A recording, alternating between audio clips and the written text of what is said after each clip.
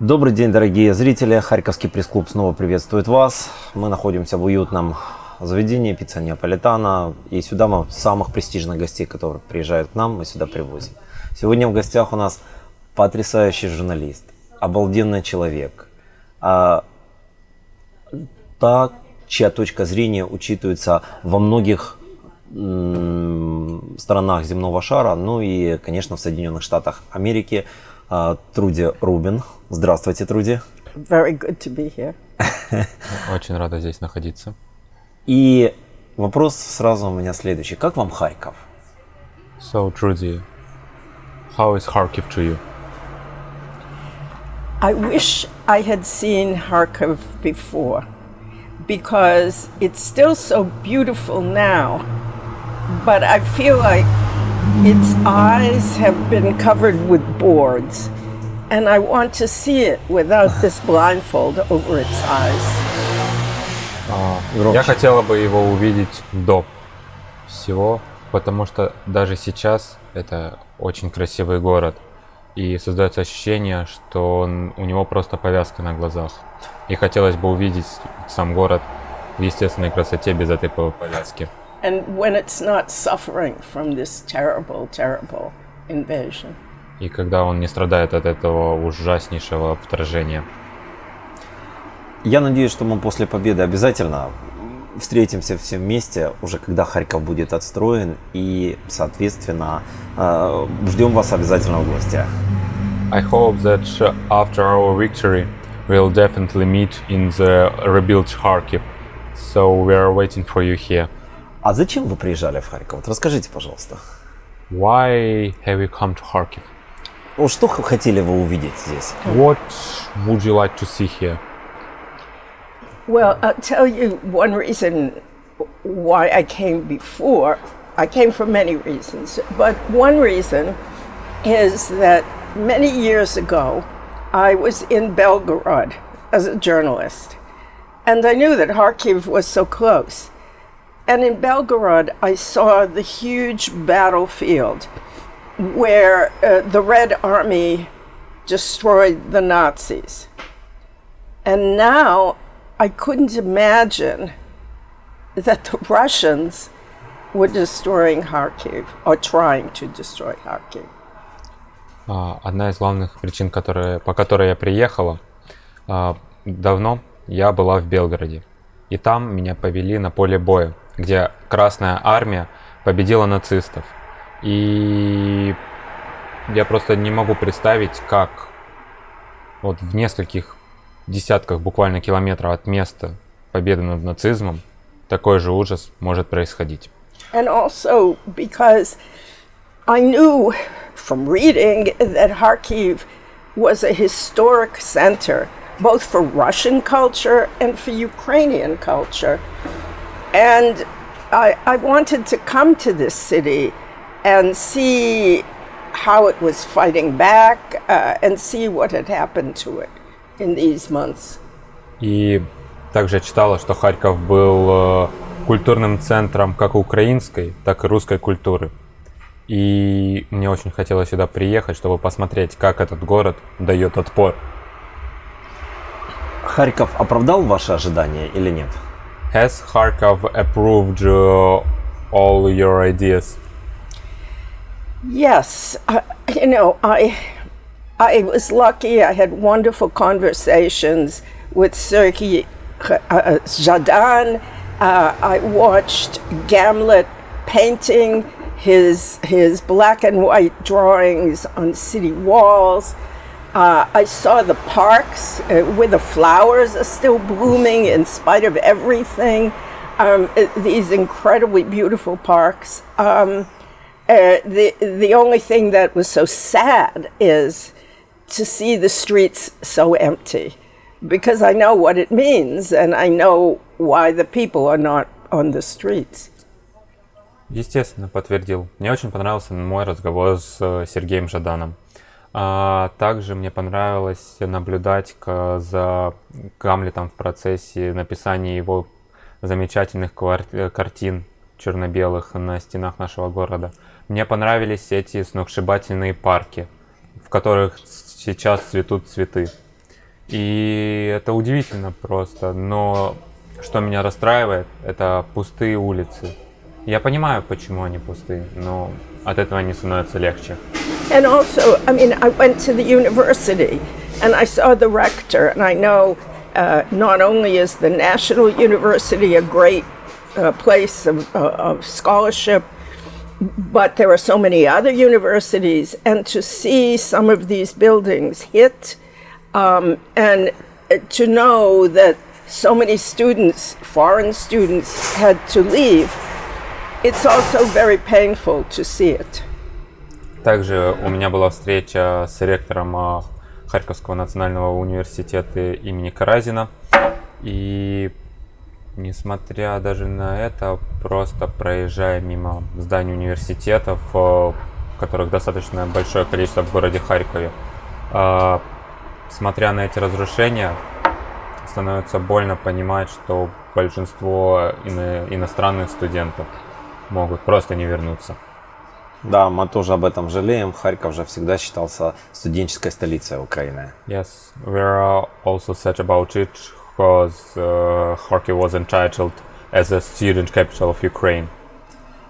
А какая из встреч произвела на вас наибольшее впечатление? Или что вот больше всего поразило? What made the greatest impression on you during this trip?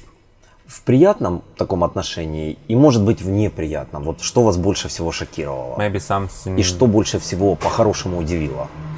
And maybe in a good or a bad way. And what has amazed you most in a good way?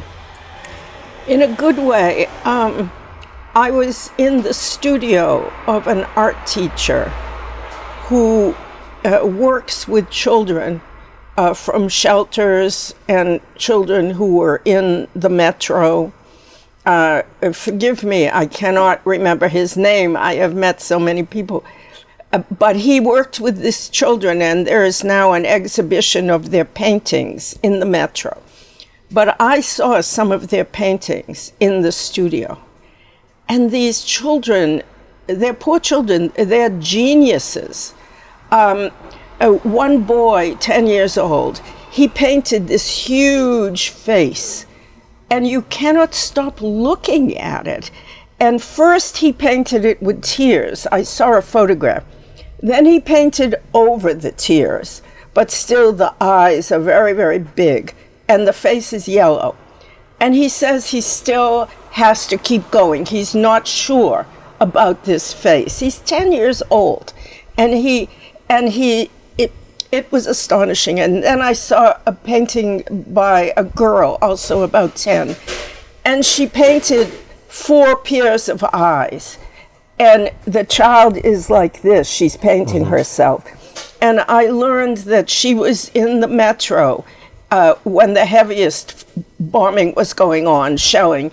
And she was afraid to come out of the metro. She would not leave the metro for weeks.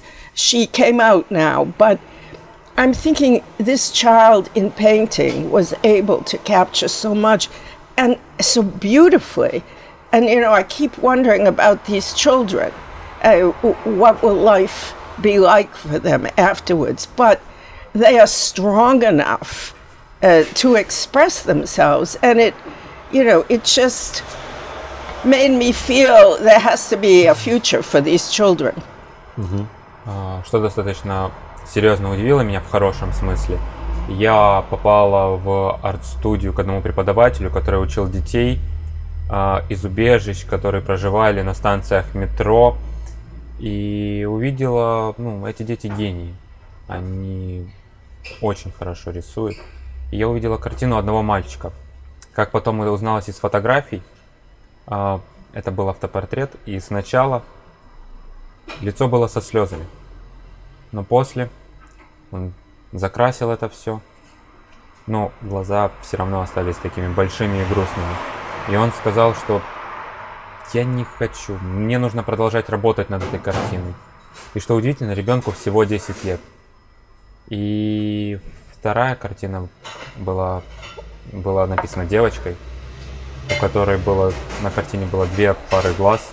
И как я потом узнала, эта девочка прожила самый ужасный момент бомбардировок в метро. И она боялась выходить оттуда неделями. И наконец-то она вышла и вот начала заниматься этим всем.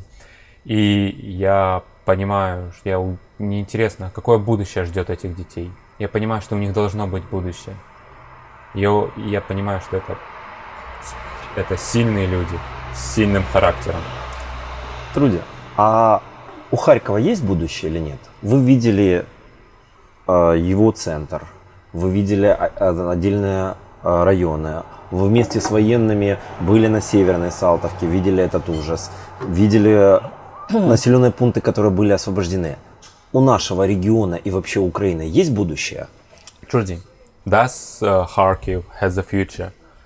You have seen our city center, you've been together with soldiers on the North Saltivka district, you've seen all these nightmares, so does our region has a future?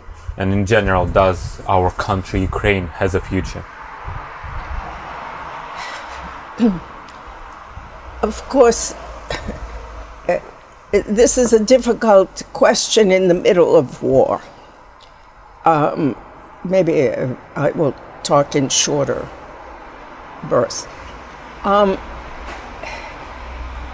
This city, what interests me is how much people love the city. They seem to think about it as a person, and the person is being wounded, but the person can recover. So yes, I think this city could come back with pain, but come back. But, and I'll speak about the but after. Это достаточно сложный вопрос, особенно в середине войны, посередине военных действий. Но что меня достаточно сильно удивило, это отношение людей к своему городу. Что они его любят и относятся к нему как к живому существу. И что самое удивительное, что благодаря вот таким вот людям он вернется. Он сможет возродиться. Болезненно, но сможет. Хотя... But, of course, everything depends on how this war goes on and when it stops. Но все зависит, как проходит текущая война и как она закончится.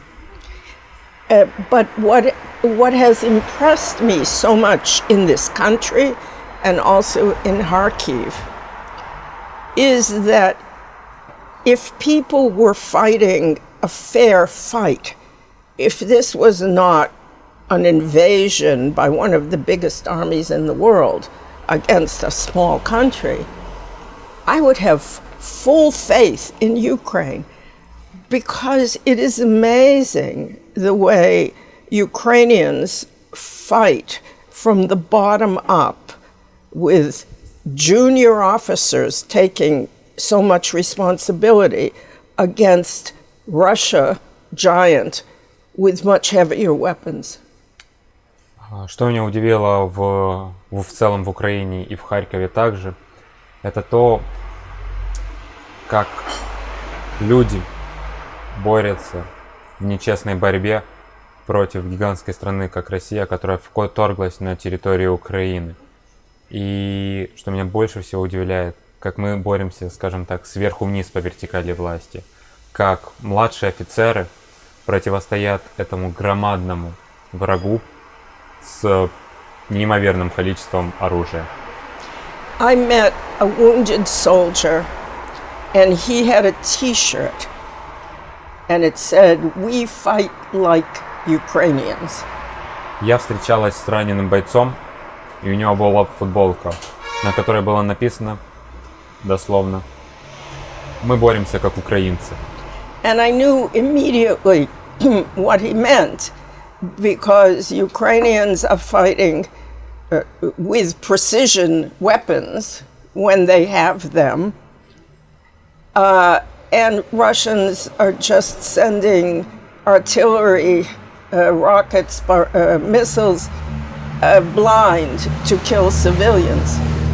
И я сразу поняла, что какое значение он вкладывал в эту надпись на своей футболке. Наши воины с точным оружием стараются еще как можно точнее поражать вражеские цели. И без него всегда пытались максимально точно попадать.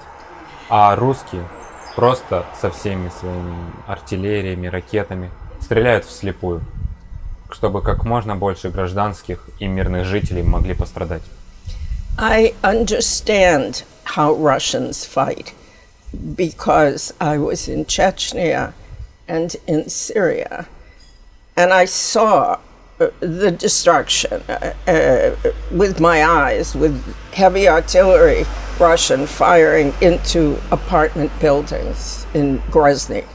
In Syria, they bombed hospitals over and over. So this is the Russian method of operations, I know. Я знаю, какой это русский. Я была в Чечне во время Первой Чеченской войны. Я видела, как они из крупнокалиберной артиллерии обстреливали мирные дома.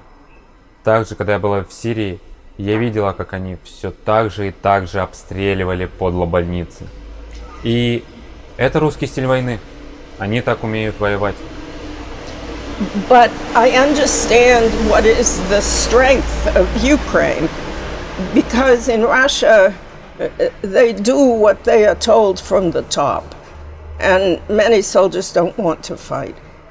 But in Ukraine, I see the networking. I mean, volunteers are bringing cars to the troops.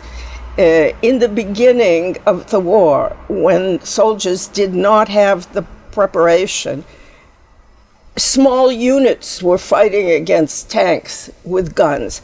So I see there's initiative from the bottom. There's volunteers from the bottom. This is a winning formula if you have the weapons. Русские воюют сверху вниз по вертикали. Они делают то, что им приказывают. Даже несмотря на то, что многие могут там не хотеть воевать. Но Украина — это совершенно другой случай. И они очень хорошо умеют в нетворкинг. Волонтеры, которые поставляют автомобили на передовую военным.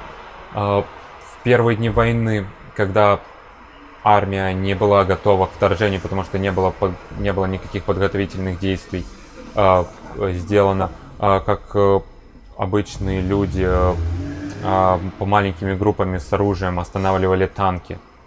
И вот эта вот вся инициативность, которая идет снизу вверх, вот этот вот нетворкинг, который есть, это главная сила Украины.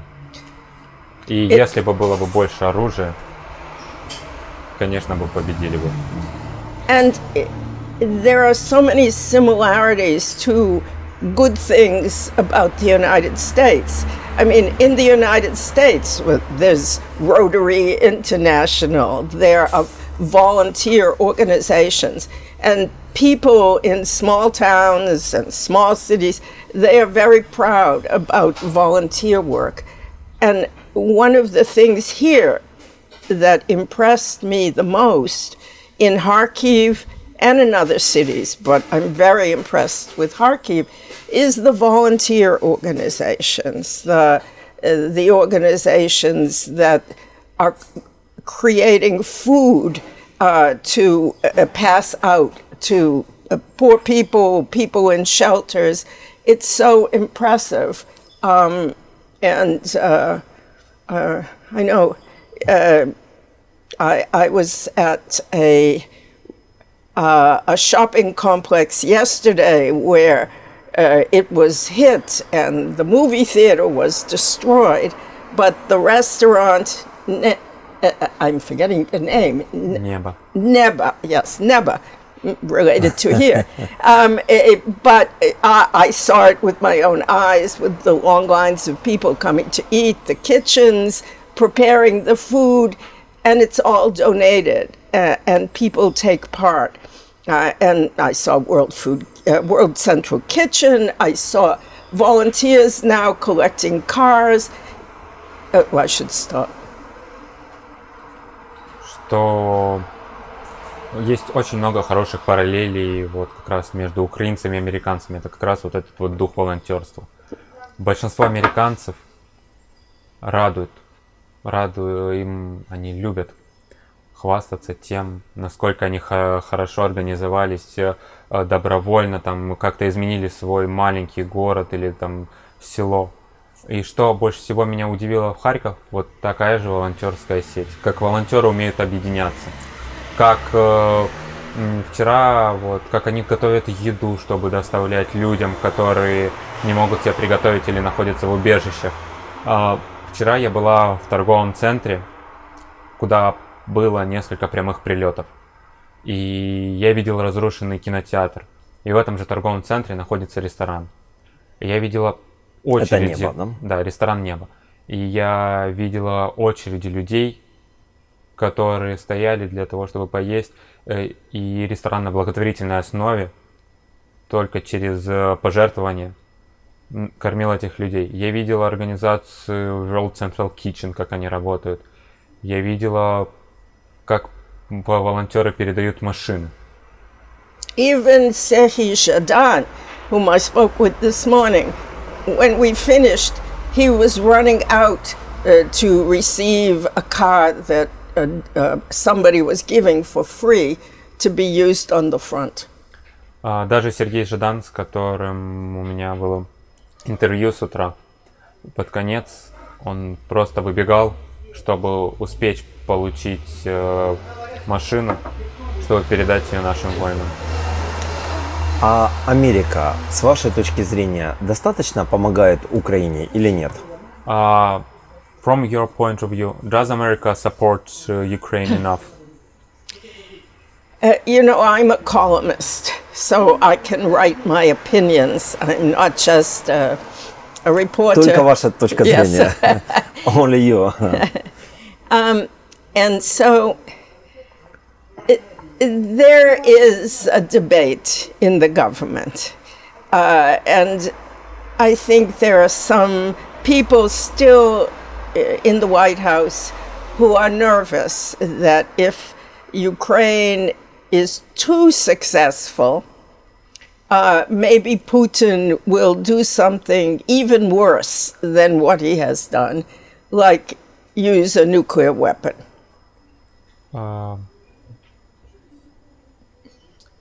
В американском обществе, в американском высшем обществе, в политическом обществе есть, да, в эстаблишменте есть две основных точки зрения, что если Украины будут достаточно сильные успехи, и то Путину может очень так сильно сорвать голову, что он может выйти на новый уровень, там, применить радиоактивное оружие, ядерное или оружие химическое. I have written, I don't believe this, because I think Putin is not going to use a nuclear weapon against a NATO country. He knows he cannot. And as far as using a tactical, smaller weapon against a city in Ukraine, for what? I mean, what the Russians did to Mariupol, a small nuclear weapon could not do worse, could not do more than what Russia did to Mariupol. Я уверена, что Путин не применил бы ядерное оружие против страны-члена НАТО. И с моей точки зрения, я не понимаю, зачем ему применять ядерное оружие в Украине. А если он применит тактические ядерные боеголовки по каким-то городам, это остается непонятным для меня. Потому что обычная стандартная тактическая ядерная боеголовка нанесла бы намного меньший урон Мариуполю, чем то, что они сотворили с этим городом. And I think we see that slowly, the Biden administration is giving more and more precise weapons, long-range weapons like HIMARS to Ukraine, too slowly, too little. But now they are doing things which 2 months ago, 3 months ago, they said no.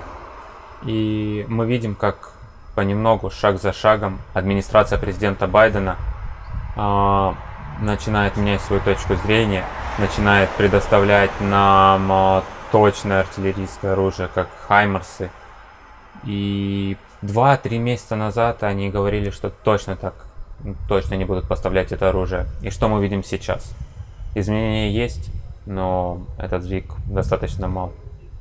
So I think Biden does support Ukraine, maybe just a little too slowly, unfortunately. The Pentagon, the military, very strongly supports Ukraine. Я вижу, что, к моему сожалению, Байден помогает Украине достаточно медленно. И что я вижу, и что я знаю, что Пентагон и армия поддерживает Украину. I interviewed here Defense Minister Reznikov, and he spoke about his warm relationship with Secretary of Defense Austin. Я брала интервью у министра обороны Резникова, и он говорил, какие у них хорошие, теплые отношения с секретарем Остином. And I know from United States that the military would, I believe from what I know, would like to move faster with weapons. Now that they know Ukrainians can use these weapons well. И то, что я знаю от военных, что они бы хотели, чтобы это все происходило быстрее. И что военные знают в Соединенных Штатах Америки, что Украина может достаточно хорошо использовать западное оружие.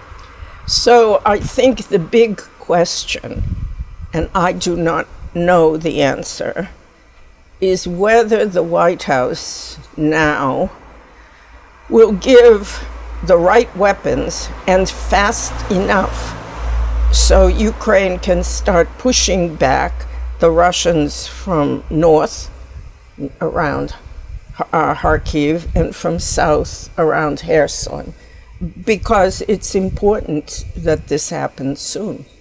И я не знаю, сможет ли Байден достаточно быстро и в достаточно большом объеме поставить нужное оружие, чтобы украинские военные смогли оттеснить российскую армию, прошу прощения, к северу и востоку от Харькова и к югу от Херсона, обратно к их границам. I think there is a lot of support in Congress for Ukraine from both Democrats and Republicans, but, and this is a dangerous point, on the far right in Congress, people who support Trump, they have no sympathy with Ukraine. И что я вижу в Конгрессе, что демократы, что радикалы, республиканцы, все поддерживают Украину. Но что меня пугает больше всего, что правые радикалы, которые являются сторонниками Трампа, у них нету никакой симпатии к Украине. So traditional Republicans and most Democrats, not all, support Ukraine strongly. The big question is, we have elections for Congress in the fall this year. So the question is, will more Trump Republicans win? Традиционные республиканцы и большинство демократов, конечно же, поддерживают. Но главным вопросом остается то, что скоро в Соединенных Штатах Америки произойдут новые выборы в Конгресс. И мы не знаем, сколько трамповских республиканцев смогут туда попасть. And of course, will Trump come back next year? Вернется ли в следующем году Трамп? А насколько критично попадание этих людей? Они могут влиять, Конгресс, на внешнюю политику или нет? How does these people, if they could be a part of a Congress, has an impact on international affairs? How can they has an impact? They can have an impact because Congress sets the budget. And so if Republicans win a majority there are two houses, Senate and House of Representatives. So Senate and then the bigger body, it's called the House. If the Republicans win a majority in both parts of Congress, they could prevent money from going for all the weapons and economic support, or they could cut it. Проблема в том, что Конгресс распределяет бюджет, и существует две структуры. Сам Сенат и Палата представителей. Если республиканцы выиграет большинство республиканцев будет и там, то они просто могут не пропускать распределение и отказаться распределять бюджет на военную помощь Украине. I mean, I think President Biden will continue to support Ukraine, but maybe if Republicans win in Congress, he would have more trouble getting the money he needs. Я уверен, что Байден будет продолжать поддерживать Украину, но если республиканцы победят в Конгрессе, то ему будет намного сложнее продвигать все инициативы о поддержке нас. On the other hand, public's opinion in the United States is still strong for Ukraine. Но с другой стороны, общественное мнение касаемо Украины достаточно на нашей стороне. Они нас поддерживают. So it's hard to tell, but I think it's important for Ukraine to have success, some big success this year, so Americans understand that this war is not over, it's not stalemate, you know this word, it goes on, and Ukraine can win. И Украина должна сделать что-то серьезное за этот год, чтобы американские люди не забывали про нее, чтобы война не стала окопной, чтобы они понимали, что Украина еще может победить. Вы сказали очень интересную вещь. А Америка устает от Украины сейчас или нет? Потому что многие говорят, что Украина уже не на повестке дня, приелась, люди от нее в Америке устали. Ваши ощущения? Do you think people get tired with Ukraine? Most of them says that it's out of fashion, it's enough, let's stop this. В конце концов, есть свои внутренние американские проблемы. Фондовый рынок падал, топливо увеличилось. И многие задают вопросы, зачем нам эта Украина? There are a lot of inner problem. Yes, as like the fall of the fund market, the gas prices raised, and people are asking themselves, why do we need this to help them? We have a lot to do inside. It's a very important question. And yes, it is true that Americans right now are very unhappy. I mean, yes, gas prices, definitely. It's inflation. You know, in the United States, we haven't had this kind of inflation in decades, you know, where prices go up 10%. You know, it's huge. So people are worried about what they can buy. They're worried about gas prices. They're worried about the confusion in U.S. politics, about the tensions. It's an ugly time. So yes, there is not so much focus on Ukraine as there was in the beginning of the war. Конечно, американцы недовольны тем, что растут цены на топливо, что инфляция рекордная за последние десятилетия, что в цены в среднем выросли на 10%, и люди думают о том, что они не могут, например, купить то, что они могли спокойно купить вчера. Также какие-то непонимания или трения внутри американской политической системы. И люди, конечно же, недовольны. И уже нету такого ажиотажа к войне в Украине, как она была в начале войны. But sadly, maybe the best advertisement for Ukraine and why it is so important to keep helping Ukraine is Putin, because Putin keeps doing terrible things in Ukraine. So when the bodies in Bucha were found, support for Ukraine went up.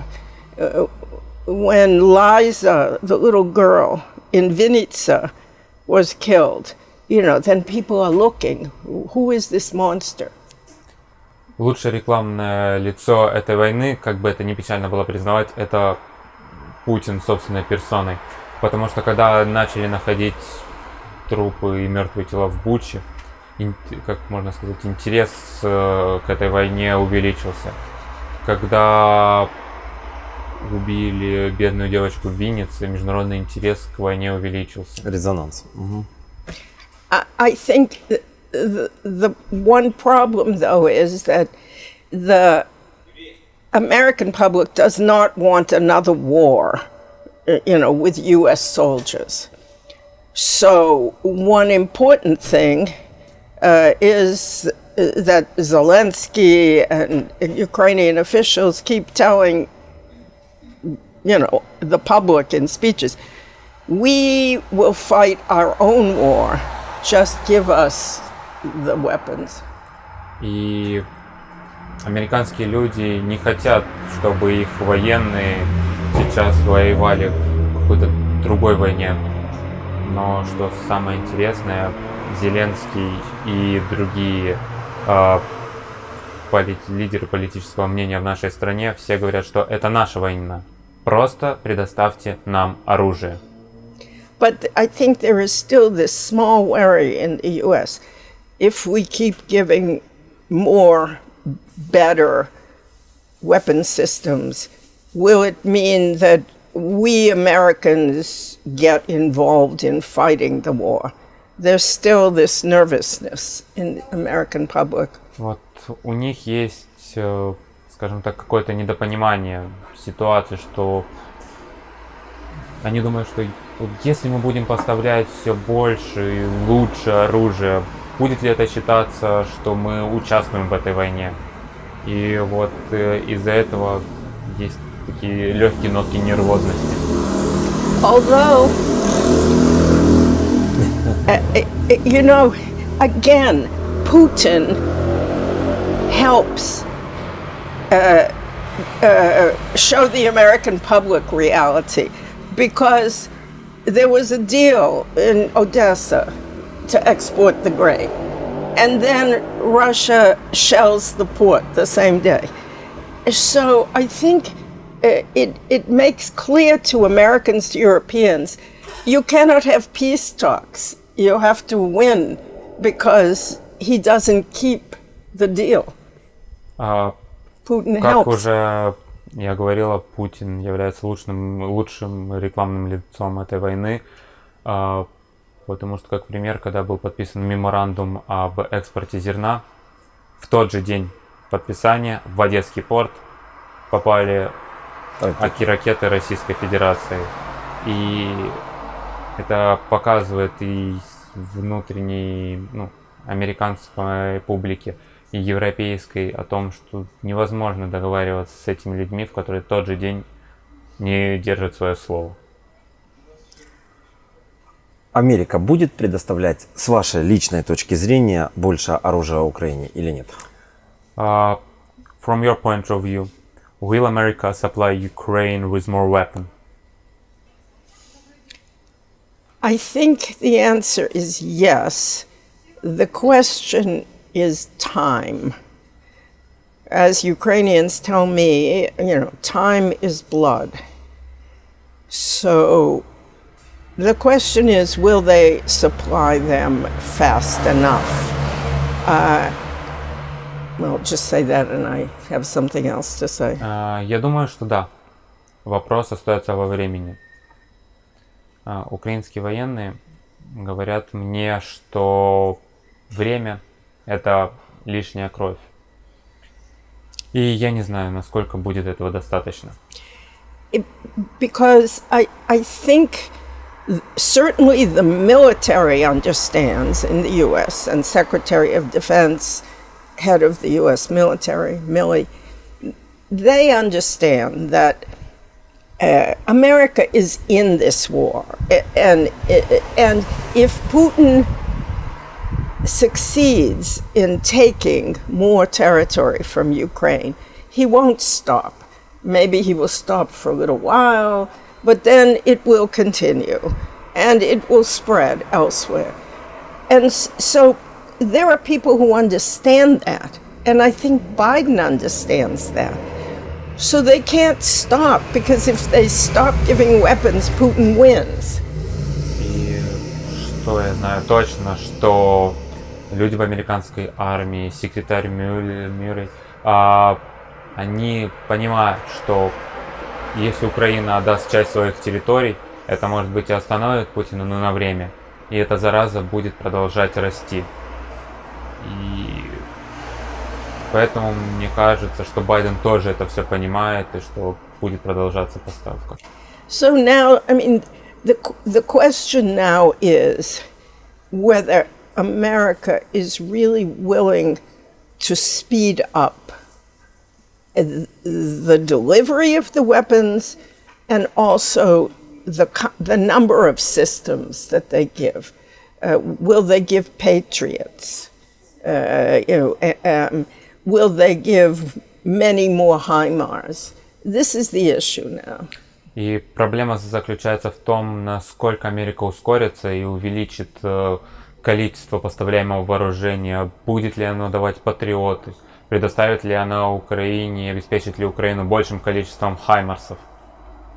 А есть шанс, что мы получим вот те самые системы Patriot, про которые вы говорите? Это все-таки коренным образом меняет характер войны, и Путин не раз говорил, что тогда готов пойти на крайние меры. Are there any chances that we would be provided with Patriots, because it will change the whole battlefield? And even Putin claimed that he will, he has taken desperate measures after the Patriots gets to Ukraine. Right now, I don't think so. I know Ukraine has asked more than once. I think, one possibility is that some countries that have Patriots would give them to Ukraine, and the Americans would promise to give them substitutes. But countries that have Patriots don't want to give them up, and the production in the States is too slow.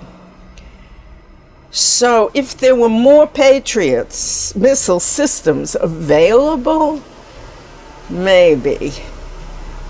But I don't think the U.S. has made up its mind. I think at some point, yes, but right now, I don't think the U.S. is ready. Прямо сейчас, мне кажется, что нет.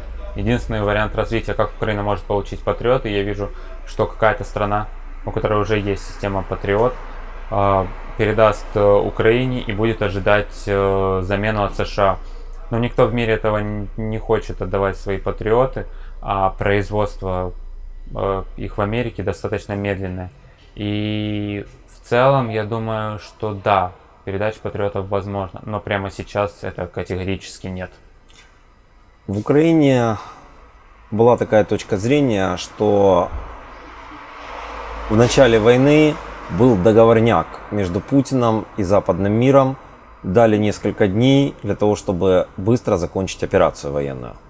At the beginning of the war, there was such point of view that there was a deal between Putin regime and the West, that they're allowed to get Ukraine in several days. Именно поэтому не было такой массированной поддержки в первые дни. С вашей точки зрения, правдива эта теория или нет? That's why there wasn't such huge support in the first days of war. How do you think? Is it a true claim or not? No, there wasn't any deal. No, first of all, I have never seen any indication that there was a deal. And I was here right before the war. I think the Americans thought Ukraine was not ready. They believed Russia would invade. The Americans kept saying it. But they thought Kiev would fall in 3-4 days because they thought Ukraine wasn't prepared. And so they were acting on the basis that no way Ukraine could survive. So no conspiracy. Ну, я не видел никаких предпосылок к тому, чтобы эта теория была правдивая. Это было только мнение наших служб, что Украина не выстоит эти несколько дней, что она будет не готова. Все думали, что за 3-4 дня и Киева не будет. И поэтому не пытались помогать, потому что никто не верил, что это произойдет. Но после, когда поняли, что Украина может дать отпор, конечно. И поэтому нет никаких конспирологических теорий. I was here in February, and Ukraine had no forces on the border with Belarus in the north. And everybody knew if the war came, they would be coming from there to Kiev. В феврале я была в Украине. И я поразилась тому, что вдоль границы с Беларусью не было никаких военных. Хотя это было очевидно, что если война, о которой все говорила и говорила Соединенные Штаты Америки, начнется, то вторжение будет в том числе и с территории Беларуси. Чем отличается украинский конфликт от остальных конфликтов? Вы были во многих странах. Сирия, та же самая Чечня, Афганистан, Ирак. Вот в чем различие этой войны от тех, которых вы видели там? What outlines this war out of all others? You've been in a lot of conflicts in Syria, Chechnya, Azerbaijan, Asia region. What differs? Well, in all the wars that I have been before, usually the main problem was within the country. They were mostly civil wars. I mean, even in Syria, it was a civil war, and then Russia came on one side, the side of Bashar al-Assad. In Iraq, it was between Shiites and Sunnis, and the Americans came in, but the war continued internally between Shiites and Sunnis. The same in Lebanon, so, I mean, this is different. I mean, this is more like Georgia, but even Georgia was different because Ukraine is a big country on Russia's border. And this is an imperial war. This is a war by one country that wants to take the territory of another country. So, this war, it's not a civil war. Ukraine wasn't going to war with Russia. It is purely a war of conquest, and this is what makes it so horrible and so dangerous. And I think what is, well, I'll leave it in. Что отличает эту войну от других? В основном во всех конфликтах, в которых я была, это были гражданские войны. Война в Сирии, Да, Россия выбрала одну из сторон конфликтов, но это была все равно гражданская война. Гражданская война в Ираке между шиитами и суннитами. Да, Америка приняла участие в этой войне, но в основном это все равно осталась гражданская война. Гражданская война в Ливане, чеченский конфликт, даже грузинский конфликт, но он не сравним с Украиной, потому что Украина это громадная страна, и это больше похоже на империалистическую войну, войну завоевания, когда одна страна пытается завоевать другую. And the other thing that is so different is it's a war of conquest, but Ukraine fought back against the giant imperial country and fought well. So the moral strength is all on the side of Ukraine. I mean, there's no question that Russia wants to take the territory of Ukraine. And Ukraine has no interest in taking the territory of Russia. It's a one-sided imperial war. And even, well, I'll stop there. Это завоевательская война, когда гигантская страна, империалистическая страна пыталась захватить соседа поменьше. И что очень сильно отличает то, что это односторонний конфликт. Потому что Россия пытается захватить территорию Украины. А Украины и в мыслях нет захватывать российские территории. And I think that in this war, it's also a war of a massive country killing civilians deliberately.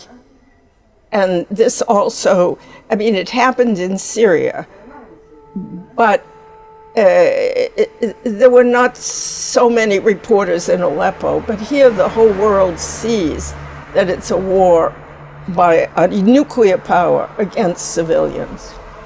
И мы видим, что это война вот гигантской империалистической страны против простых гражданских. Да, в Сирии были похожие проблемы, но не было такого количества репортеров, которые освещают это.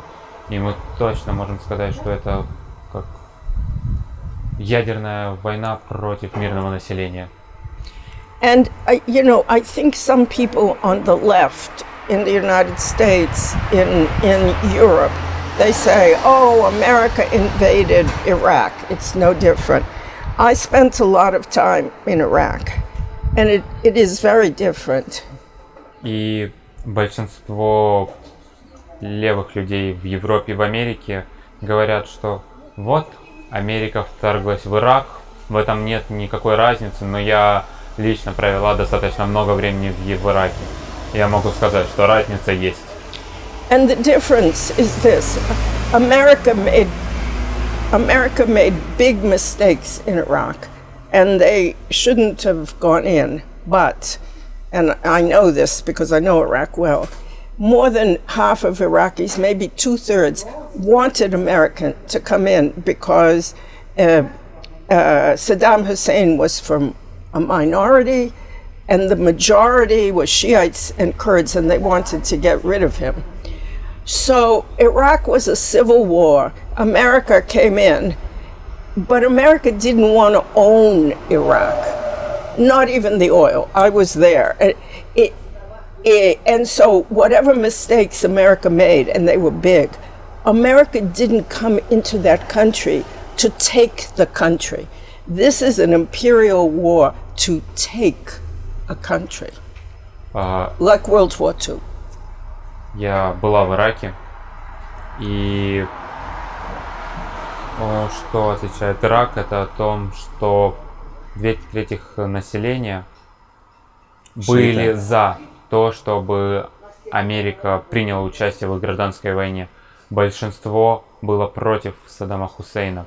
Шииты были против него. И Америка вошла в этот конфликт не для того, чтобы получить там во владение какие-то природные иракские ресурсы, как нефть. У них это в мысли не было.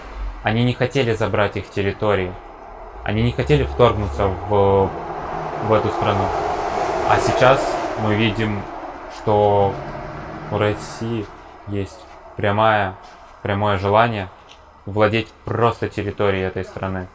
Такого не было с Второй мировой войны. And that's why this is so important for NATO and for the United States, because this is a major power with nuclear weapons that just wants to destroy a country of 40 million people. И почему Америка и НАТО должны принять участие в этом конфликте? Потому что это огромная сила с ядерной войной просто хочет уничтожить эту страну. And I think that Biden understands that well. И я думаю, что Байден достаточно хорошо это понимает. Применит ли Путин ядерное оружие? Will Putin use a nuclear weapon? Особенно если будет понимать, что он не добьется тех целей в Украине, которые он поставил. Especially if he realizes that he won't succeed any results. I don't think that Putin can use nuclear weapons for the reasons I said before. It doesn't help him. If he uses nuclear weapon against NATO, he will be destroyed. If he uses it against Ukraine, then even China and India have to oppose him, because he can lie about everything, but he can't lie about nuclear weapons. И, как я уже упоминала, я не вижу никакой причины, почему он должен его использовать. Если он использует ядерное оружие против страны НАТО, то его полностью уничтожат. Если он использует ядерное оружие против Украины, то даже Китай и Индия отвернутся от него. Просто нет никакой логической причины в этом. Труди, спасибо вам большое за такую содержательную беседу. Я понимаю, что вам уже надо ехать по другим вопросам. Trudy, thanks a lot for such a great and informative talk. I realize that it's time you to visit some your other events. Хотелось попросить вас пожелать что-то харьковчанам. Вот вы проводили десятки встреч каждый день. And I would like to ask you to say some words to our Kharkiv citizens. You've had 10 interviews per day. I wish you a day. Сейчас, извините. With no sirens. I believe that a city like this can return to greatness, that it will take a long time to bring back all the students, to rebuild all this terrible damage. But somebody said to me that Kharkiv was like a person with a heart and a soul. And I think after suffering, even people who have been through terrible things can restore life. Children come out of the shelters. People can live again with pain, with terrible memories. The main thing is that Ukraine should win. And, as a columnist, as somebody very interested in this country, I hope that, my government will understand how important that is. So I'm glad I had the chance to know Kharkiv, even in a difficult time. And I hope to come back before the war ends soon. But I really look forward to coming back afterwards and watching Kharkiv begin to rebuild. И я хочу вам пожелать день без сирен. Я понимаю, что Харьков восстановится. Это займет достаточно большое время, чтобы вернуть его величество, чтобы вернуть всех иностранных студентов. Но Один человек сказал, что это город со своим сердцем и со своей душой. И даже люди, которые повидали много ужасных вещей, у которых болит душа, все равно это все со временем проходит. Люди с ужасными воспоминаниями все равно выходят с убежищ. Все меняется. И я, как пишущий журналист, очень надеюсь, что мое государство, мое правительство поймет, почему нужно помогать Украине, зачем это все делать, и чтобы победа была ближе с каждым днем. А мы победим или нет? Will Ukraine После того, как win this war? После того, как вы общались с таким количеством украинцев, харьковчан, у вас есть вера в нашу победу? After you've talked a lot with our Ukrainian Kharkiv citizens, have you any will in Kharkiv in Ukraine victory? Even if the Russians left tomorrow, the damage they have done, it will take a long time to repair. And the damage they have done to people would take even longer to heal. You say that. Если даже русские завтра магическим образом отступят, урон, который они нанесли городу, людям, он так быстро не уйдет. But I think Ukraine could win, but you have to define win. I think Ukraine could win if the United States gives them the right weapons. But win does not mean a magic, somehow everything is the way it was before. It could take a long time to take back Donbass. Crimea, extremely difficult. But I think Ukraine could push Russians back in the north and south with the right weapons. I think it's possible.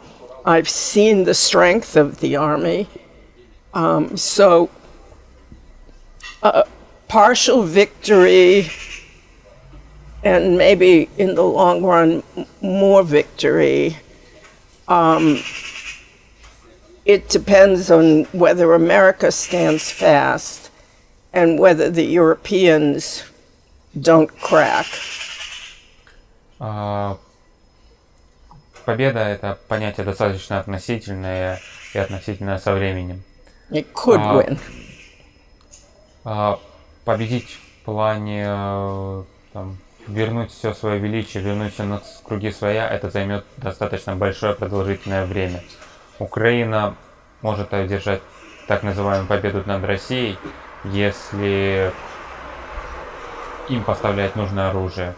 И тогда их можно будет оттеснить на севере и на юге. Но адаптация Донбасса, Донецка и Луганска обратно в украинское общество будет сложной. Крымский вопрос останется чрезвычайно сложным. То есть все зависит от того, насколько быстро будет реагировать американское правительство с поставками. И я верю, что Украина сможет победить, но вопрос времени. What do you think win means? What do Ukrainians, how do they define win? Что ты подразумеваешь под словом «победа»? Как украинцы понимают само слово «победа», сам термин? Это возвращение своих территорий. Это мир на нашей земле, чтобы Россия в ближайшее время даже не подумала больше нападать в Украину, хотя бы несколько десятков лет. First of all, it's return of all our territories. The second part is that Russia would be afraid and had no idea to enter our territories for a few decades. I think that taking back all the territory is going to be a long process. I think the most important is to start taking back territory and to have guarantees from the West that are more than paper against any new Russian attack. And then, you know, I'm not a general. I don't know how to take the Donbass. Crimea is very difficult.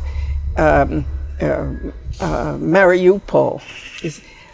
But I think if Ukraine pushes in the south and pushes in the north, and Russia is forced to stop the aggression, then maybe slowly, Ukraine, with guarantees from the West, can get back the rest. I don't know how. But the most important, I think, is that strong support from the West and US, and keep sending high-level weapons. Прежде всего, это сложный момент вопроса возвращения территорий. Донецк невероятно сложно, Крым тоже невероятно сложно. Я не военный генерал, но я понимаю, что это процесс достаточно долгий, и что с нужным оружием и с гарантиями от западных стран, которые будут больше, чем просто какая-то бумажка, что Россия больше не нападет после конфликта, после войны на Украину, можно будет потихонечку отвоевывать наши территории с севера и с юга страны. Труди, спасибо вам большое за такое пронзительное интервью. Я очень надеюсь, что мы с вами встретимся после нашей победы в украинском Харькове. Trudy, thank you a lot for this wonderful interview, and I'm definitely sure that we will meet with you after our victory in the Ukrainian Kharkiv. Спасибо. Thank you very much.